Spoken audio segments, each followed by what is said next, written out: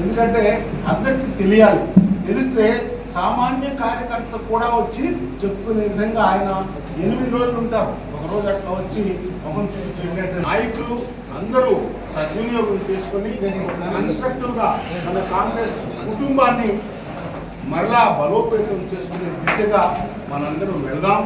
ఇది మంచి కార్యక్రమం. ఇప్పటికే 15 రాష్ట్రాల్లో దాదాపు 300 మంది జిల్లా అధ్యక్షుల్ని ఎన్నుకోవడం జరిగింది. నెల ట్రైనింగ్ ఏ రకంగా మీరు జిల్లాలో జిల్లా మిగతా నాయకులందరినీ కలుపుకోవాలి.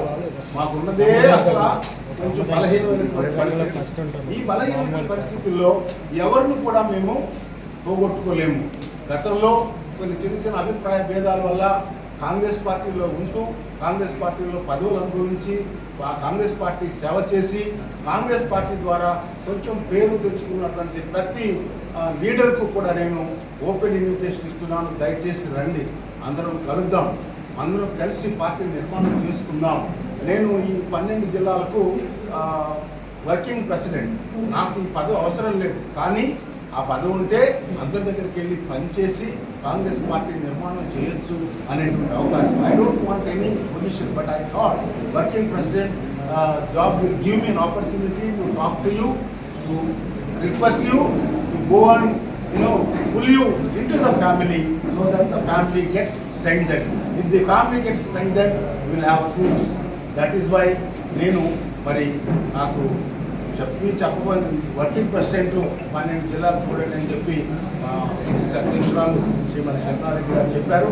అదేవిధంగా కాంగ్రెస్ అధ్యక్షులు మరి ఢిల్లీలో ఉన్నటువంటి నాయకులు చెప్పారు, మీరు దయచేసి బాధ్యత తీసుకోండి. I said no problem, Congress worker, maybe I was a central minister, I was officer, అవన్నీ వదిలేసి ఇప్పుడు కాంగ్రెస్ బలహీనంగా ఉంది కాబట్టి as a Congress worker my responsibility is to request everybody, అయ్యా please come and strengthen the party, please. ఎవరిని తీర్చలేనంత ఇబ్బందులు కాదు. ఇది జిల్లా కాంగ్రెస్ అధ్యక్షులు పెద్ద బాధ్యత. ఇది చాలా పటిష్టంగా జిల్లా కాంగ్రెస్ పార్టీ అధ్యక్షులు అన్నవారు చిన్న ఈగోలకు వెళ్లకుండా ఇది నా పవరు, నీ పవరు, పెద్ద పవర్ లేవు, మనం గవర్నమెంట్లో లేము, మనం ప్రజల సేవ చేయాలి, ప్రజల ఆశీర్వాదం పొందాలి, వారి దగ్గరికి వెళ్ళాలి, పార్టీకి ప్రజలకు మధ్య, ప్రభుత్వానికి ప్రజలకు మధ్య వారధిగా పనిచేయాలి, ఏ రకమైన చేసి ప్రతి ఒక్క కుటుంబాన్ని దర్శించాలి. ఈ ఆర్ఎస్ఎస్ చేసేటువంటి విపరీతమైనటువంటి తప్పుడు ప్రచారాన్ని మనం ఎదుర్కోవాలి, నిజం చెప్పాలి. మనం ఏదో తప్పుడు ప్రచారం చేయాలని నేను చెప్పను, కానీ వాస్తవాలు ఏంటి, రాజ్యాంగ స్ఫూర్తిని ఏ రకంగా వీరు వాటర్ డౌన్ చేస్తున్నారు అనేటువంటిది ప్రజలకు చెప్పాలి. అబద్ధాన్ని ప్రచారం చేస్తున్నారు, అబద్ధం చెప్పకండి, దయచేసి నిజాలేంటో చెప్పండి. ఎంతసేపటికి నెహ్రూ గారికి ఆ రోజుల్లో ఉన్నటువంటి పరిస్థితులను బట్టి కొంతమంది నాయకులు చర్యలు తీసుకున్నారు. ఉదాహరణకు రాష్ట్ర విభజన అందరూ కలిశారు, కానీ కాంగ్రెస్ దుమ్మెత్తి పోశారు.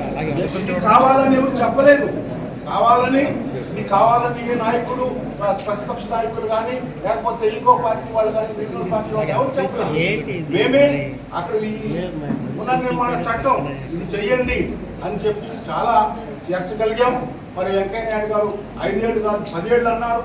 మరి ఒకటి ఇంకొక రాష్ట్రం బహుశా ఒకటి, ఇది 4వ స్టీల్ ప్లాంట్ మేము ప్రైవేటీకరణ చేస్తామని చెప్తే ఆ ముగ్గురు తాట తీస్తామని చెప్పి అందరూ ఏకమై రాష్ట్రంలో కొట్టుకున్న కేంద్రంలో ఒకటిగా వెళ్ళి తమిళనాడు వాళ్ళు ఆపారు, ఛత్తీస్గఢ్ వాళ్ళు ఆపారు, రాజస్థానికి ఇచ్చారు. ఏదో మహారాష్ట్రలో పెడితే అప్పులు లేకుండా తీసుకెళ్ళొచ్చని. ఇది కాదు కావాల్సింది, దానికి కావాల్సినటువంటి ఉత్పత్తికి ఏమేమి చేయాలో అది చేయాలి. మీరు చేసి చెప్పండి. 3 రాష్ట్రాల్లో ఏ రకంగా పార్లమెంట్లో మేము అది వెనక్కి తీసుకుంటున్నామా రిజల్యూషన్ చెప్పారో, మేము ప్రైవేటీకరణ చేయమని చెప్పారో, ఆంధ్రప్రదేశ్ విషయంలో కూడా ఆ విషయం చెప్పాలి అని మేము డిమాండ్ చేస్తున్నాం. పార్లమెంట్లో మిగతా రాష్ట్రాలకు చెప్పినట్టు విధంగా ఇక్కడ కూడా చెప్పాలి. ఇవన్నీ నిజాలు మేము తీసుకొని వెళ్తాం. కానీ బాధ ఏమిటంటే ఆంధ్ర రాష్ట్రంలో ప్రజలు మాది కాదులే అని చెప్పి ఊరుకునేటువంటి పరిస్థితి కాదండి. దయచేసి ఒక చిన్న ఉదాహరణ చెప్తా. ఒక మణిపూర్లో జరిగినటువంటి పోరాటాల్లో నడిపిస్తుంటే మహిళలందరూ ఏకం కాకూడదా? మా దాకా వచ్చిన తర్వాత కదా నేను ఆలోచన తప్పు. దయచేసి జరిగేటువంటి అకృత్యాలు జరిగేటువంటి ఇన్ఛార్జ్ ఆంధ్రప్రదేశ్ పాలకవర్మ గారు మాట్లాడతారు. All India Congress committee has launched Sangathan Sujan Abhiyan across Andhra Pradesh. This process has been implied in few states already, and the district presidents have been selected like Gujarat, Madhya Pradesh, Haryana, Odisha, and right now Sangathan Sujan Abhiyan is ongoing in Andhra Pradesh, Jammu Kashmir, Tamil Nadu, and Himachal Pradesh. So what happens in Sangathan Sujan Abhiyan is AICC leadership, Khadge ji, Rahul Gandhi ji, KC Venugopal ji, they are sending senior leaders to all the districts. So in Andhra, in 26 districts, 26 observers have been sent. And for Visakhapatnam, Sunil Ahire ji has come from all the way from Mumbai. So he'll be spending starting from today next 7 days total in Visakhapatnam. And after addressing this press conference, we'll have a district executive meeting where he'll be communicating with all the district office bearers, followed by one-to-one meeting. So what happens in one-to-one meeting is, he'll be meeting the cadre alone. So whatever the emotion is there in the heart and the mind of our Karyakarta or the leader, they'll be able to communicate directly to the observer. So the AICC observer is being accompanied by 3 PCC observers, Martin ji, Amarja ji, and Jammu ji. They will assist him in organizing all, and he will even take inputs from the civil societies and the NGOs for the selection of Visakhapatnam city as well as Visakhapatnam district president panel. So he completed his task by 6th, and the 6th of December, he'll submit his compiled report of all the feedback which is being collected by him in Visakhapatnam during all the assembly block level meetings as well as one-to-one interaction. And whatever conclusion comes from that feedback, we'll make the panel of 6 people and AICC request everybody to के secretary और in charge और district के हमारी पलक वर्मा जी, doctor पलक वर्मा जी, हमारे नेता, भारत के former Indian minister और प्रदेश कांग्रेस के कार्यकारी अध्यक्ष हमारे नेता GD सीलम साहब और मंच पर बैठे हुए डिस्ट्रिक्ट कांग्रेस कमेटी के प्रेसिडेंट वर्मा जी और हाँ एट प्रेजेंट वो कोऑर्डिनेटर है, तो हमारे बहन अमरजा जी जो जनरल सेक्रेटरी है आंध्र प्रदेश कांग्रेस कमेटी की और प्रवक्ता है, और हमारे सीनियर नेता जो बैठे हमारे साथ और सभी भाई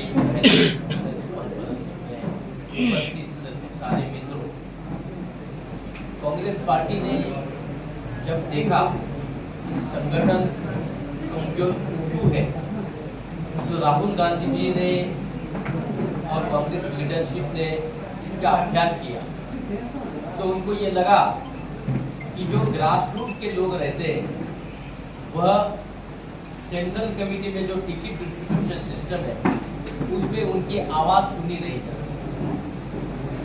इसीलिए उन्होंने एक अभियान कांग्रेस पार्टी का किया जिसमें ग्रास रूट से जितने कांग्रेस वर्कर्स हैं, डिस्ट्रिक्ट के वर्कर होंगे, गांव के वर्कर होंगे, प्रदेश कांग्रेस कमेटी के वर्कर होंगे, वो सीनियर लीडर होंगे, केंद्रीय मंत्री होंगे, एक्स MLA होंगे, जितने भी लीडर उनसे एक सेंट्रल ऑब्जर्वर भेजकर उनसे फीडबैक लेकर वहाँ डिस्ट्रिक्ट में कौन कौन नेता है उनको आइडेंटिफाई कर उनको डिस्ट्रिक्ट प्रेसिडेंट के लिए कुछ नाम दिल्ली में भेजना है। अगर वो ग्रास रूट का आदमी डिस्ट्रिक्ट प्रेसिडेंट बनेगा तो ग्रास रूट में और ग्रास रूट के लोगों को कांग्रेस में उनकी आवाज सुनने के लिए, वहां बैठने के लिए वो डिस्ट्रिक्ट प्रेसिडेंट को मौका मिलेगा। इससे कांग्रेस पार्टी में एक मजबूती आएगी। ये सबसे बड़ा अभ्यास और ये कार्यक्रम कांग्रेस में अभी चल रहा है। उस कार्यक्रम के माध्यम से मैं आज यहाँ 7 दिन रहूँगा। मुझे ये डिस्ट्रिक्ट दिया गया है और हमारे डॉक्टर वर्मा है, हमारे सीएम साहब है और सारे अमरजात बेग है मैडम, वो सब मुझे असिस्ट करेंगे और मैं यहाँ 8 दिन बैठूंगा और कुछ नाम सिलेक्ट करके देने वाला हूँ। ये कार्यक्रम है